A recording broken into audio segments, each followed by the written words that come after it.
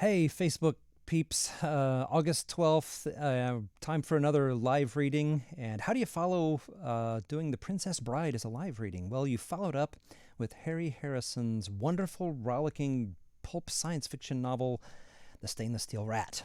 Unfortunately, I only have this copy of it. I don't have one with big print, so I don't know what my eyes are going to do, but I'm going to go for it. The Stainless Steel Rat. If you've never heard of this, you're in for another treat tonight. Forget literature, forget, great writing. This is just a great story. And the writing is not bad, but I mean, it's not Tolstoy, right? We're not doing, when you call something The Stainless Steel Rat, you pretty much guarantee nobody's going to think of it as Tolstoy, right? Nevertheless, this is a work of genius in its own right, I would say. If you're not familiar with the work of Harry Harrison, you've probably come across some of his ideas without knowing it. And that's because I think his ideas have been stolen at least twice.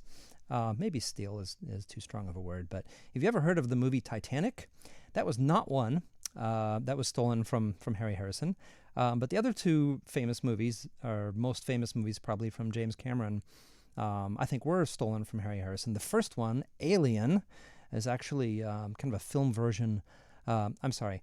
Alien is a film version of Black Destroyer by A.E. Van Vogt.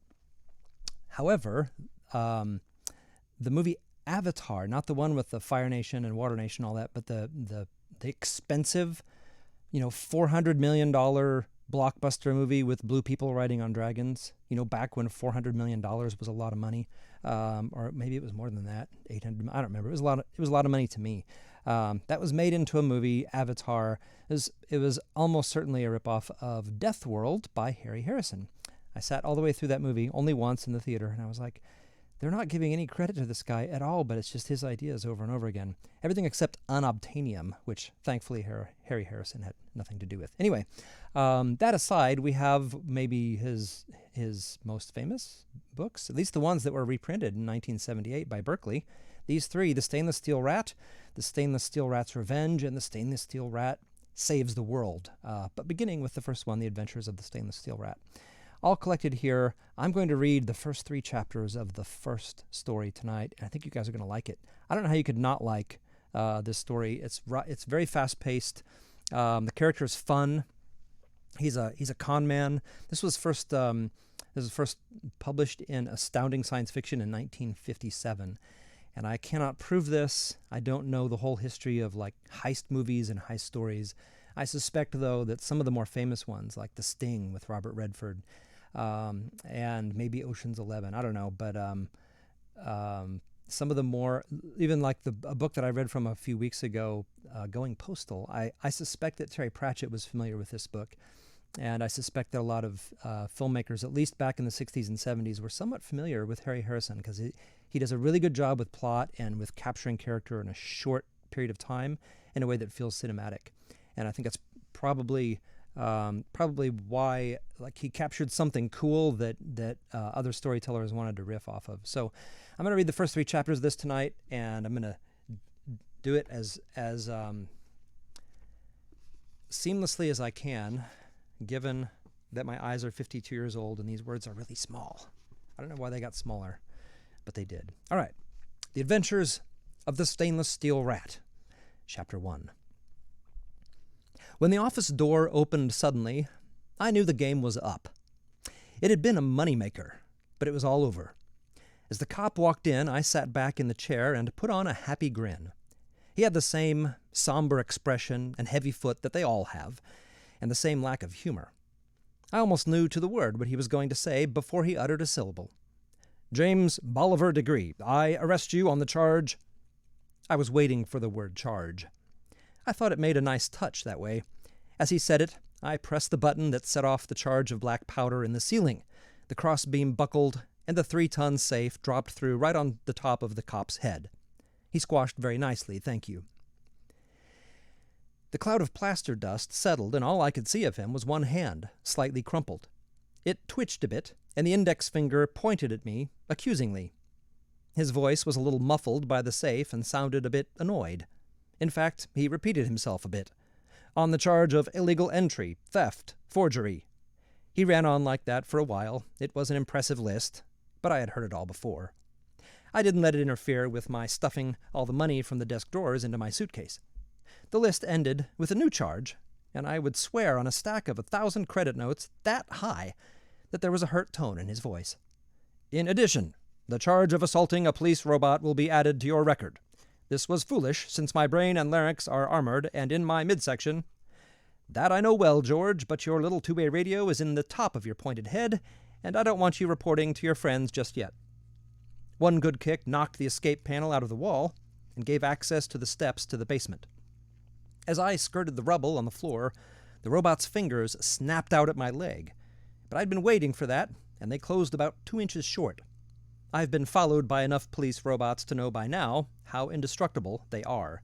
You can blow them up or knock them down, and they keep coming after you, dragging themselves by one good finger and spouting saccharine morality all the while. That's what this one was doing. Give up my life of crime and pay my debt to society and such. I could still hear his voice echoing down the stairwell as I reached the basement. Every second was timed now. I had about 3 minutes before they would be on my tail, and it would take me exactly 1 minute and 8 seconds to get clear of the building. That wasn't much of a lead, and I would need all of it. Another kick panel opened out into the label-removing room. None of the robots looked up as I moved down the aisle. I would have been surprised if they had. They were all low-grade M types, short on brains and good only for simple, repetitive work. That was why I hired them. They had no curiosity as to why they were taking the labels off the filled cans of azote fruits or what was at the other end of the moving belt that brought them the cans through the wall. They didn't even look up when I unlocked the door that was never unlocked, that led through the wall. I left it open behind me, as I had no more secrets now. Keeping next to the rumbling belt, I stepped through the jagged hole I had chopped in the wall of the government warehouse. I had installed the belt, too. This and the hole were the illegal acts that I had to do myself. Another locked door opened into the warehouse. The automatic forklift truck was busily piling cans onto the belt and digging fresh ones out of the ceiling-high piles. This forklift had hardly enough brains to be called a robot. It just followed taped instructions to load the cans. I stepped around it and dog-trotted down the aisle. Behind me, the sounds of my illegal activity died away. It gave me a warm feeling to still hear it going full blast like that. It had been one of the nicest little rackets I'd ever imagined. For a small capital outlay, I had rented the warehouse that backed on the government's warehouse. A simple hole in the wall, and I had access to the entire stock of stored goods, long-term supplies that I knew would be untouched for months or years in a warehouse this size. Untouched, that is, until I came along. After the hole had been made and the belt installed, it was just a matter of business. I hired the robots to remove the old labels and substitute the colorful ones I had printed.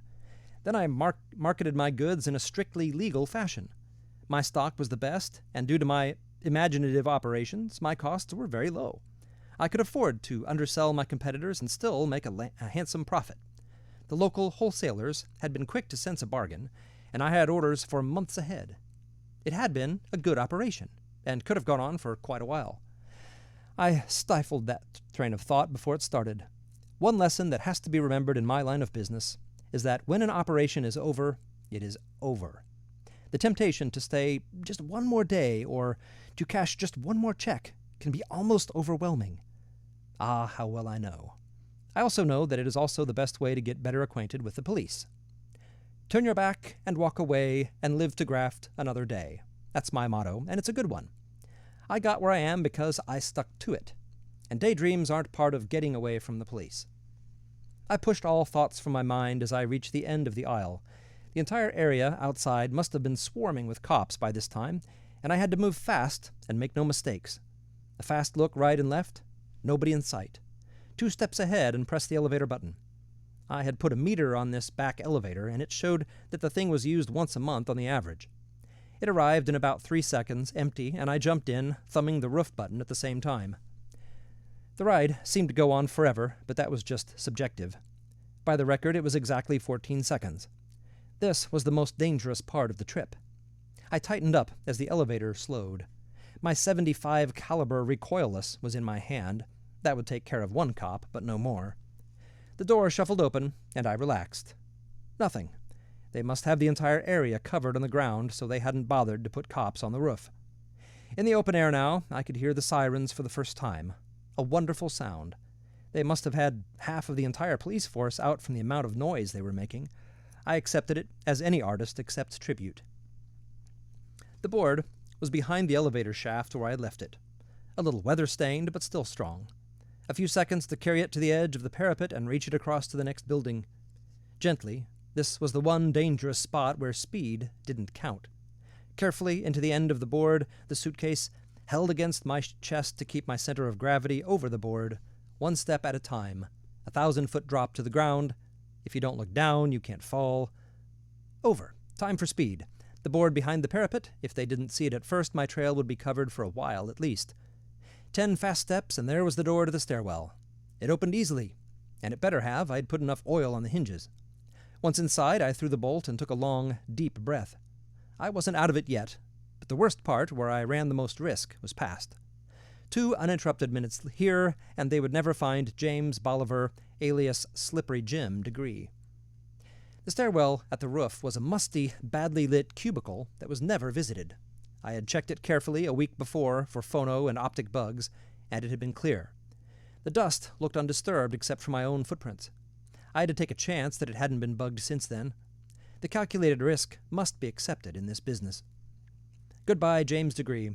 Weight 98 kilos, age about 45, thick in the middle and heavy in the jowls, a typical businessman whose picture graces the police files of 1,000 planets, also his fingerprints. They went first. When you wear them, they feel like a second skin, a touch of solvent though, and they peel off like a pair of transparent gloves. All my clothes next, and then the girdle in reverse, that lovely paunch that straps around my belly and holds 20 kilos of lead mixed with thermite. A quick wipe from the bottle of bleach, and my hair was its natural shade of brown, the eyebrows too. The nose plugs and cheek pads hurt coming out, but that only lasts a second. Then the blue-eyed contact lenses. This process leaves me mother naked, and I always feel as if I have been born again.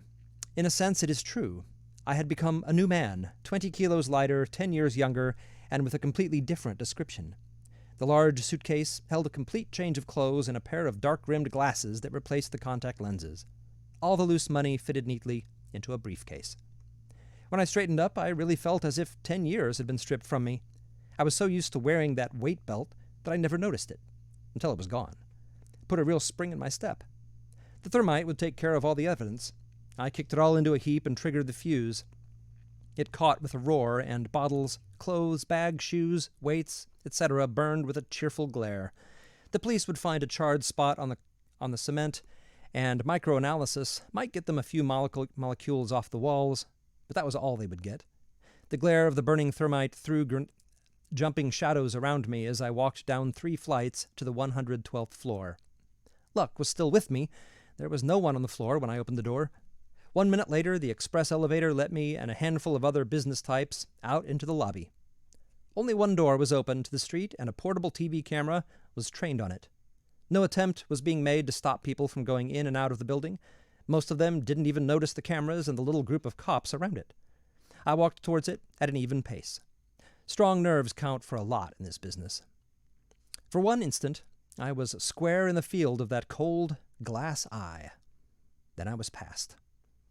Nothing happened, so I knew I was clear. The camera must have fed directly to the main computer at police headquarters. If my description had been close enough to the one they had on file, those robots would have been notified, and I would have been pinned before I had taken a step.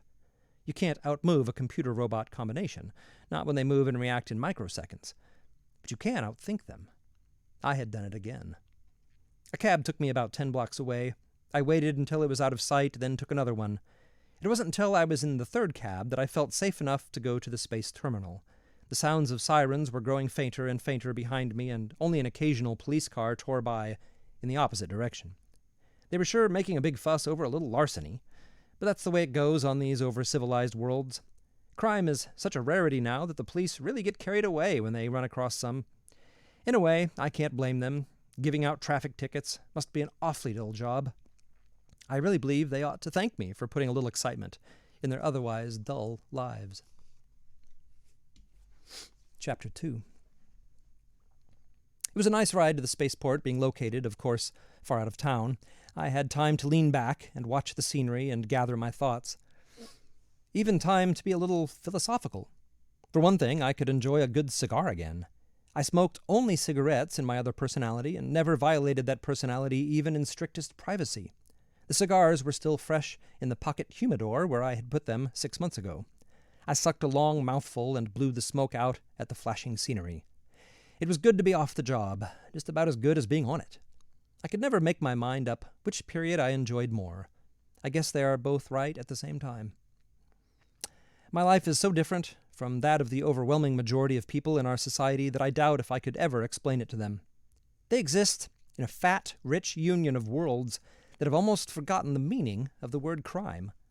There are few malcontents and even fewer that are socially maladjusted.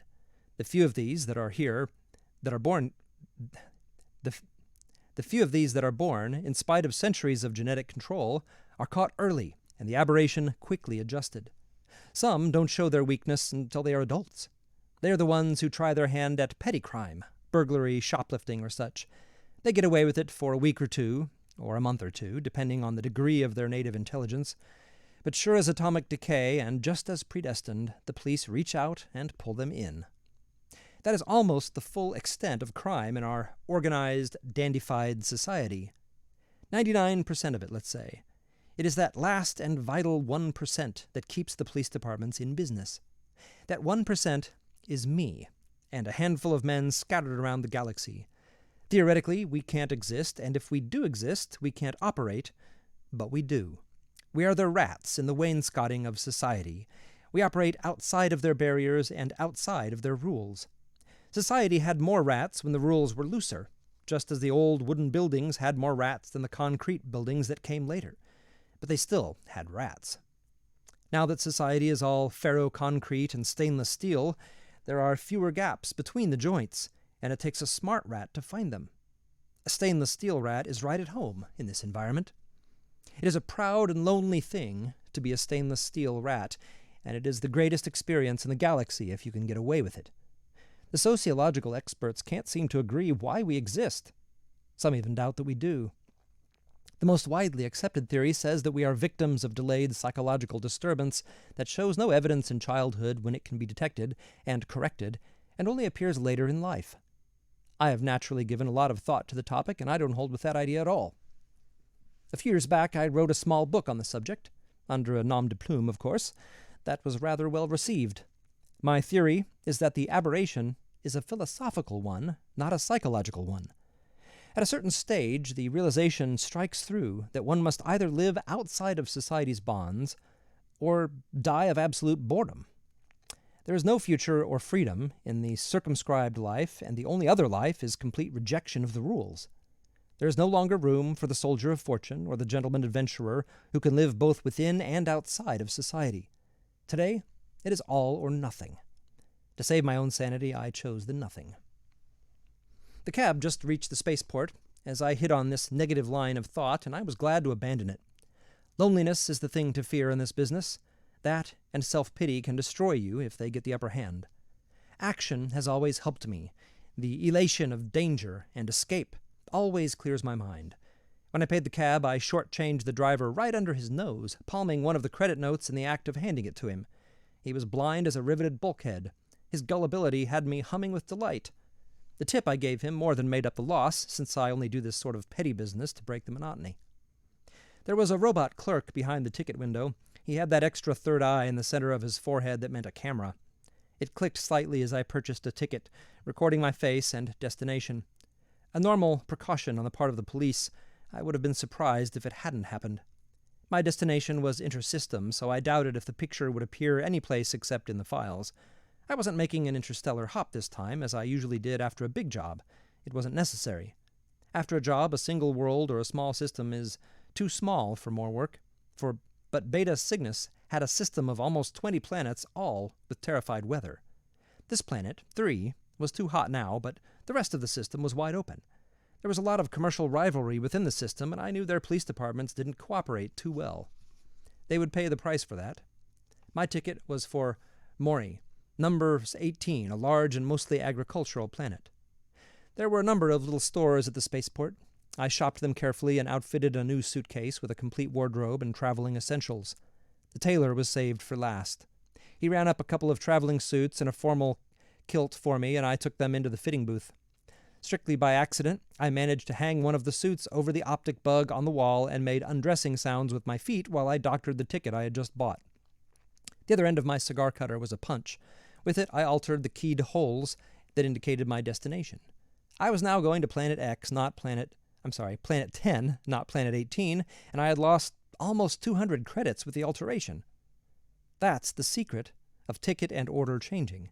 Don't raise the face value. There's too good a chance this will be noticed. If you lower the value and lose money on the deal, even if it is caught, people will be sure it's a mistake on the machine's part. There's never the shadow of a doubt, since why would anyone change a ticket to lose money? Before the police could be suspicious, I had the suit off the bug and tried it on, taking my time. Almost everything was ready now. I had about an hour to kill before the ship left. I spent the time wisely by going to an automatic cleaner and having all my new clothes cleaned and pressed. Nothing interests a customs man more than a suitcase full of unworn clothes.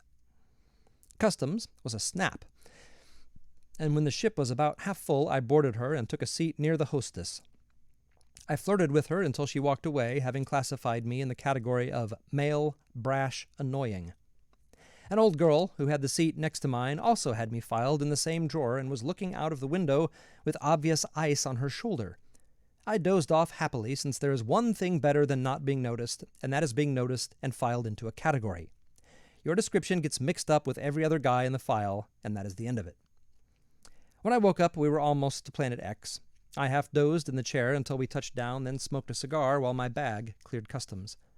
My locked briefcase of money raised no suspicions, since I had foresightedly forged papers 6 months ago with my occupation listed as bank messenger. Interplanet credit was almost non-existent in this system, so the customs men were used to seeing a lot of cash go back and forth. Almost by habit, I confused the trail a little more and ended up in a large manufacturing city of Bro, over 1,000 kilometers from the point where I had landed. Using an entirely new set of identification papers, I registered at a quiet hotel in the suburbs. Usually after a big job like this, I rest up for a month or two. This one time, though, I didn't feel like a rest. While I was making small purchases around town to rebuild the personality of James diGriz, I was also keeping my eyes open for new business opportunities. The very first day I was out, I saw what looked like a natural, and each day it looked better and better. One of the main reasons I have stayed out of the arms of the law for as long as I have is that I have never repeated myself. I have dreamed up some of the sweetest little rackets, run them off once, then stayed away from them forever after. About the only thing they had in common was the fact that they all made money. About the only thing I hadn't hit to date was out-and-out armed robbery. It was time for a change, and it looked like that was it. While I was rebuilding the paunchy personality of Slippery Jim, I was making plans for the operation. Just about the time the fingerprint gloves were ready, the entire business was planned. It was simple, like all good operations should be. The less details there are, the less things there are that can go wrong. I was going to hold up Morio's, the largest retail store in the city. Every evening at exactly the same time, an armored car took the day's receipts to the bank. It was a tempting prize, a gigantic sum in untraceable small bills. The only real problem, as far as I was concerned, was how one man could handle the sheer bulk and weight of all that money.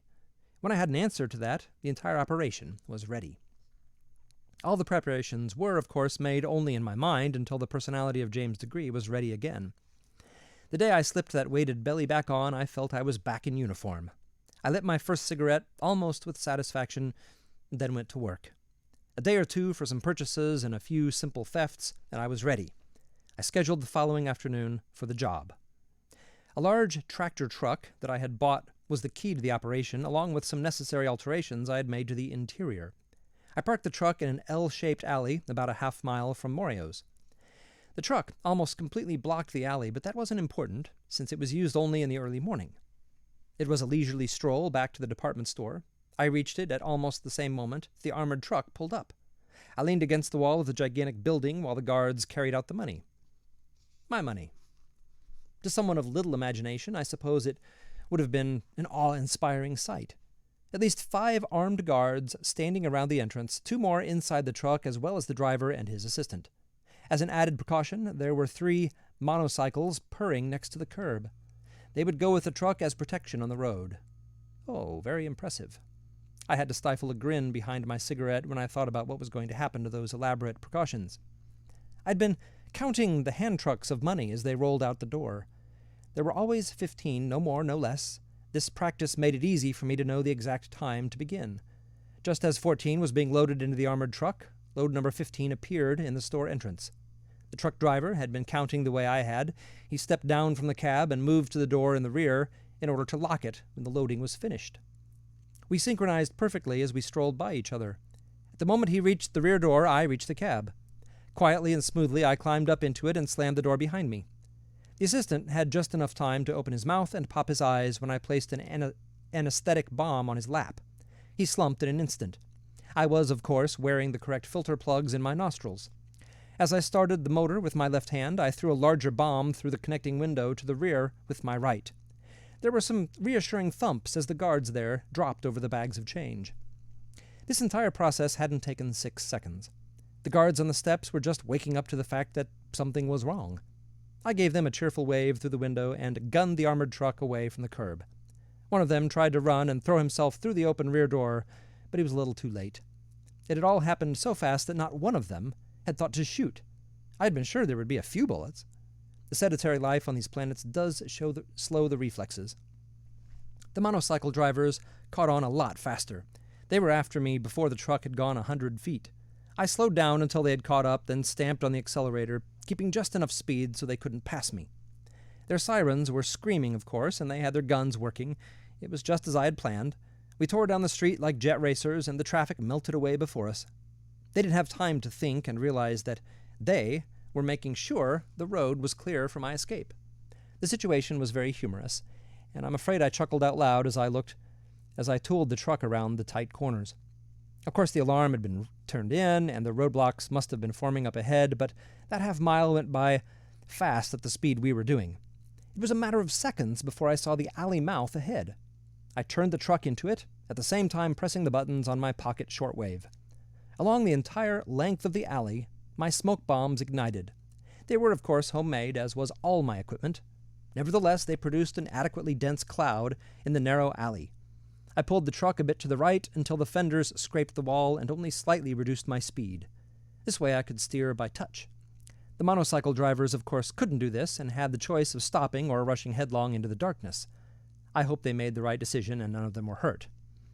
The same radio impulse that triggered the bombs was supposed to have opened the rear door of the trailer truck ahead and dropped the ramp. It had worked fine when I had tested it. I could only hope now that it did the same in practice. I tried to estimate the distance I had gone in the alley by timing my speed, but I was a little off. The front wheels of the truck hit the ramp with a destructive crash that the armored truck bounced rather than rolled into the interior of the larger van. I was jarred around a bit and had just enough sense left to jam on the brakes before I plowed right through into the cab. Smoke from the bombs made a black midnight of everything. That and my shaken-up brains almost ruined the entire operation. Valuable seconds went by while I leaned against the truck wall trying to get oriented. I don't know how long it took. When I finally did stumble back to the rear door, I could hear the guards' voices calling back and forth through the smoke. They heard the bent ramp creak as I lifted it, so I threw 2 gas bombs out to quiet them down. The smoke was starting to thin as I climbed up to the cab in the tractor and gunned it into life. A few feet down the alley, and I broke through into sunlight. The alley mouth opened out into a main street a few feet ahead, and I saw 2 police cars tear by. When the truck reached the street, I stopped the truck and took careful note of all witnesses. None of them showed any interest in the truck or the alley. Apparently all the commotion was still at the other end of the alley. I poured power into the engine and rolled out into the street, away from the store I had just robbed. Of course, I only went a few blocks in that direction, then turned down a side street. At the next corner, I turned again and headed back towards Moreo's, the scene of my recent crime. The cool air coming in the window soon had me feeling better. I actually whistled a little bit as I threaded the big truck through the service roads. It would have been fine to go up the highway in front of Moreo's and see all the excitement, but that would have been only asking for trouble. Time was still important. I had carefully laid out a route that avoided all congested traffic, and this was what I followed. It was only a matter of minutes before I was pulling into the loading area in the back of the big store. There was a certain amount of excitement here, but it was lost in the normal bustle of commerce. Here and there, a knot of truck drivers or shipping foremen were exchanging views on the robbery. Since robots don't gossip, the normal work was going on. The men were, of course, so excited that no attention was being paid to my truck when I pulled into the parking line next to the other vans. I killed the engine and settled back with a satisfied sigh. The first part was complete. The second part of the operation was just as important, though. I dug into my paunch for the kit that I always take on the job, for such an emergency as this. Normally, I don't believe in stimulants, but I was still groggy from the banging around. 2 cc's of Linaton in my anti-cubital cleared that up quickly enough. The spring was back in my step when I went into the back of the van. The driver's assistant and the guards were still out and would stay that way for at least 10 hours. I arranged them in a neat row in the front of the truck where they wouldn't be in my way and went to work. The armored car almost filled the body of the trailer as I knew it would. Therefore, I had fastened the boxes to the walls. They were fine, strong shipping boxes with Moreos printed all over them. It had been a minor theft from their warehouse that should go unnoticed. I pulled the boxes down and folded them for packing. I was soon sweating and had to take my shirt off as I packed the money bundles into the boxes. It took almost 2 hours to stuff and seal the boxes with tape. Every 10 minutes or so, I would check through the peephole in the door. Only the normal activities were going on. The police undoubtedly had the entire town sealed and were tearing it apart, building by building, looking for the truck. I was fairly sure that the last place they would think of looking was the rear of the robbed store. The warehouse that had provided the boxes had also provided a supply of shipping forms. I fixed one of these on each box, addressed to different pickup addresses, and marked paid, of course, and was ready to finish the operation. It was almost dark by this time. However, I knew that the shipping department would be busy most of the night. The engine caught on the first revolution, and I pulled out of the parking rank and backed slowly up to the platform. There was a relatively quiet area where the shipping dock met the receiving dock. I stopped the trailer as close to the dividing line as I could. I didn't open the rear door until all the workmen were faced in a different direction. Even the stupidest of them would have been interested in why a truck was unloading the firm's own boxes. As I piled them up on the platform, I threw a tarp over them. It only took a few minutes. Only when the truck gates were closed and locked did I pull off the tarp and sit down on the boxes for a smoke. It wasn't a long wait. Before the cigarette was finished, a robot from the shipping department passed close enough for me to call him. "Over there. The M19 that was loading these burned out a brake band. You better see they're taken care of." His eyes glowed with the light of duty. Some of these higher M types take their job very seriously. I had to step back quickly as the forklifts and M trucks appeared out of the doors behind me. There was a scurry of loading and sorting, and my haul vanished down the platform. I lighted another cigarette and watched for a while as the boxes were coded and stamped and loaded on the outgoing trucks and local belts. All that was left for me now was the disposing of the truck on some side street and changing personalities. As I was getting into the truck, I realized for the first time that something was wrong. I, of course, had been keeping an eye on the gate, but not watching it closely enough. Trucks had been going in and out. Now the realization hit me like a hammer blow over the solar plexus. They were the same trucks going both ways. A large red cross-country job was just pulling out. I heard the echo of its exhaust roar down the street, then die away to an idling grumble. When it roared up again, it didn't go away. Instead, the truck came in through the second gate.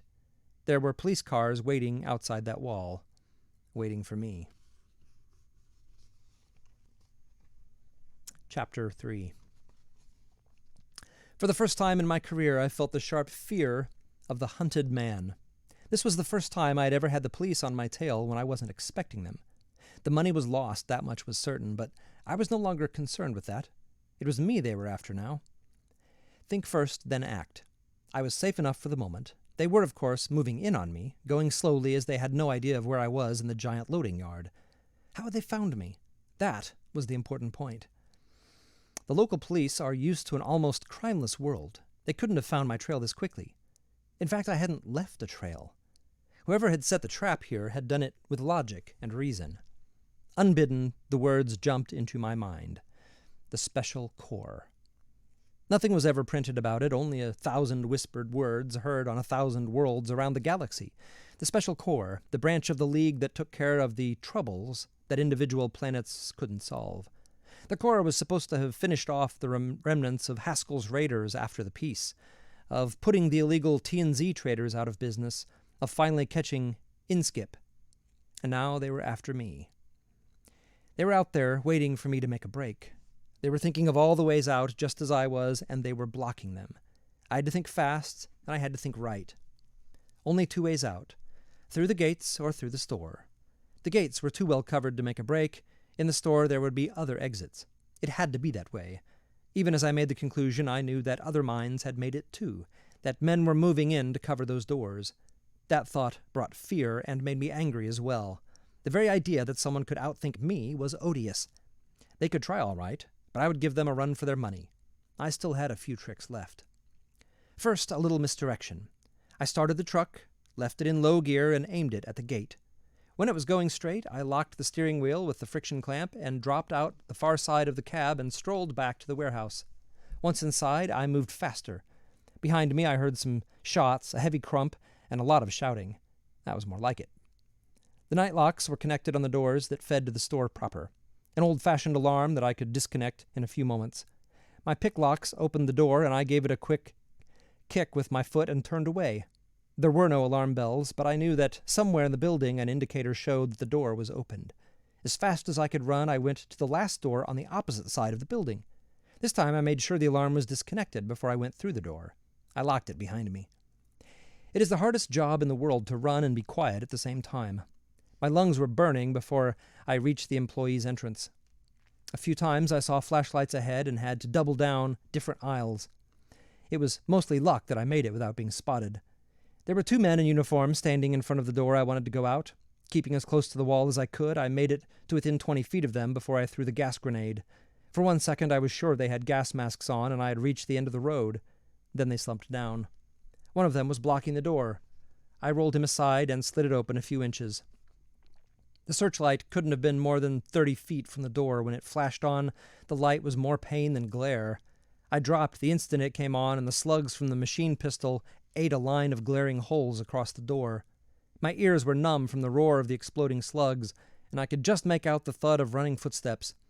My own .75 was in my hand, and I put an entire clip of slugs through the door, aiming high so I wouldn't hurt anyone. It would not stop them, but it would slow them down. They returned the fire. Must have been a whole squad out there. Pieces of plastic flew out of the back wall, and slugs screamed down the corridor. It was good cover. I knew there was nobody coming up behind me. Keeping as flat as I could, I crawled in the opposite direction, out of the line of fire. I turned 2 corners before I was far enough from the guns to risk standing up. My knees were shaky, and great blobs of color kept fogging my vision. The searchlight had done a good job. I could barely see it all in the dim light. I kept moving slowly, trying to get as far away from the gunfire as possible. The squad outside had fired as soon as I had opened the door, and that meant standing orders to shoot anyone who tried to leave the building. A nice trap. The cops inside would keep looking until they found me. If I tried to leave, I would be blasted. I was beginning to feel very much like a trapped rat. Every light in the store came on, and I stopped frozen. I was near the wall of a large farm goods showroom. Across the room from me were 3 soldiers. We spotted each other at the same time. I dived for the floor with bullets slapping all around me. The military was in it too. They sure must have wanted me bad. A bank of elevators was on the other side of the door, and stairs leading up. I hit the elevator in 1 bounce and punched the sub-basement button, and just got out ahead of the closing doors. The stairs were back towards the approaching soldiers. I felt like I was running right into their guns. I must have made the turn into the stairs a split second ahead of their arrival. Up the stairs and around the first landing before they were even with the bottom.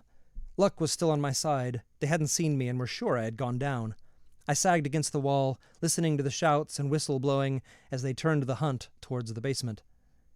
There was 1 smart one in the bunch. While the others were all following the phony trail, I heard him start slowly up the stairs. I didn't have any gas grenades left. All I could do was climb up ahead of him, trying to do it without making a sound. He came on slowly and steadily, and I stayed ahead of him. We went up 4 flights that way, me in my stockinged feet with my shoes around my neck, his heavy boots behind me making a dull rasping on the metal stairs. As I started up the 5th flight, I stopped, my foot halfway up a step. Someone else was coming down. Someone wearing the same kind of military boots. I found the door to the hall, opened it behind me, and slipped through. There was a long hall in front of me, lined with offices of some kind. I began to run the length of it, trying to reach a turning before the door behind me could open, and those exploding slugs tear me in half. The hall seemed endless, and I suddenly realized I would never reach the end in time. I was a rat looking for a hole, and there was none. The doors were locked, all of them. I tried each as I came to it, knowing I would never make it. That stairwell door was opening behind me, and the gun was coming up. I didn't dare turn and look, but I could feel it. When the door opened under my hand, I fell through before I realized what had happened. I locked it behind me and leaned against it in the darkness, panting like a spent animal. Then the light came on, and I saw the man sitting behind the desk, smiling at me. There's a limit to the amount of shock the human body can absorb. I'd had mine. I didn't care if he shot me or offered me a cigarette. I had reached the end of my line. He did neither. He offered me a cigar instead. "Have one of these, diGriz. I believe they're your brand." The body is a slave of habit. Even with death a few inches away, it will respond to established custom. My fingers moved of their own volition and took the cigar, my lips clenched it, and my lungs sucked it into life. And all the time my eyes watched the man behind the desk, waiting for death to reach out. It must have shown. He waved towards the chair and carefully kept both hands in sight on top of the desk. I still had my gun. It was trained on him. "Sit down, diGriz, and put that cannon away.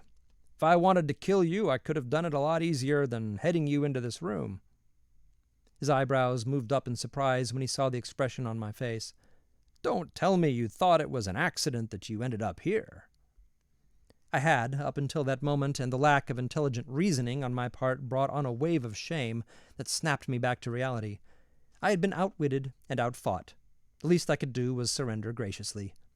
I threw the gun on the desk and dropped into the offered chair. He swept the pistol neatly into a drawer and relaxed a bit himself. "Had me worried there for a minute, the way you stood there rolling your eyes and waving this piece of field artillery around." "Who are you?" He smiled at the abruptness of my tone. "Well, it doesn't matter who I am. What does matter is the organization that I represent." "The Corps." "Exactly. The Special Corps. You didn't think I was the local police, did you? They have orders to shoot you on sight. It was only after I told them how to find you that they let the Corps come along on the job. I have some of my men in the building. They're the ones who herded you up here. The rest are all locals with itchy trigger fingers." It wasn't very flattering, but it was true. I had been pushed around like a Class M robot with every move charted in advance. The old boy behind the desk, for the first time I realized he was about 65, really had my number. The game was over. "All right, Mr. Detective, you have me, so there's no sense in gloating. What's next on the program? Psychological reorientation, lobotomy, or just plain firing squad?" "None of those, I'm afraid. I'm here to offer you a job on the Corps." The whole thing was so ludicrous that I almost fell out of the chair laughing. Me, James diGriz, the interplanet thief working as a policeman. It was just too funny. He sat patiently, waiting until I was through. "I will admit it has its ludicrous side, but only at first glance. If you stop to think, you will have to admit that who is better qualified to catch a thief than another thief?" There was more than a little truth in that, but I wasn't buying my freedom by turning stool pigeon. "An interesting offer, but I'm not getting out of this by playing the rat. There is even a code among thieves, you know." That made him angry. He was bigger than he looked sitting down, and the fist he shook in my face was as large as a shoe. "What kind of stupidity do you call that? Sounds like a line out of some TV thriller. You've never met another crook in your whole life, and you know it. And if you did, you would cheerfully turn him in if you could make a profit on the deal. The entire essence of your life is individualism. That and the excitement of doing what others can't do. Well, that's over now, and you better start admitting it to yourself. You can no longer be the interplanet playboy you used to be. But you can do a job that will require every bit of your special talents and abilities. Have you ever killed a man?" His change of pace caught me off guard. I stumbled out an answer. "No, not that I know of." "Well, you haven't, if that will make you sleep any better at night. You're not a homicidal. I checked that on your records before I came out after you. That is why I know you will join the Corps and get a great deal of pleasure out of going after the other kind of criminal who is sick, not just socially protesting. The men who can kill and enjoy it." He was too convincing. He had all the answers. I had only one more argument, and I threw it in with the air of a last-ditch defense. "What about the Corps? If they ever find out you are hiring half-reformed criminals to do your dirty work, we'll both be shot at dawn." This time it was his turn to laugh. I could see nothing funny, so I ignored him until he was finished. In the first place, my boy, I am the core, at least the man at the top. And what do you think my name is? Harold Peters Inskip. That's what it is. Not the Inskip the same. Inskip the uncatchable, the man who looted the Ferisden 2 in mid-flight and pulled all those other deals I'm sure you read about in your misspent youth. I was recruited just the way you were. He had me on the ropes and knew it. He moved in for the kill. And who do you think the rest of the agents are?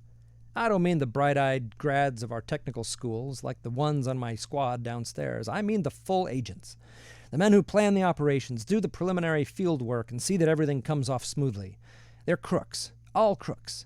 The better they were on their own, the better a job they do for the Corps. It's a great, big, brawling universe, and you would be surprised at some of the problems that come up. The only man we can recruit to do the job are the ones who have already succeeded at it. Are you on? It had happened too fast, and I hadn't had time to think. I would probably go on arguing for an hour, but way down in the back of my mind, the decision had been made. I was going to do it. I couldn't say no. I was losing something, and I hoped I wouldn't miss it. No matter what freedom I had working with an organization, I would still be working with other people. The old carefree, sole responsibility days were over. I was joining the ranks of society again.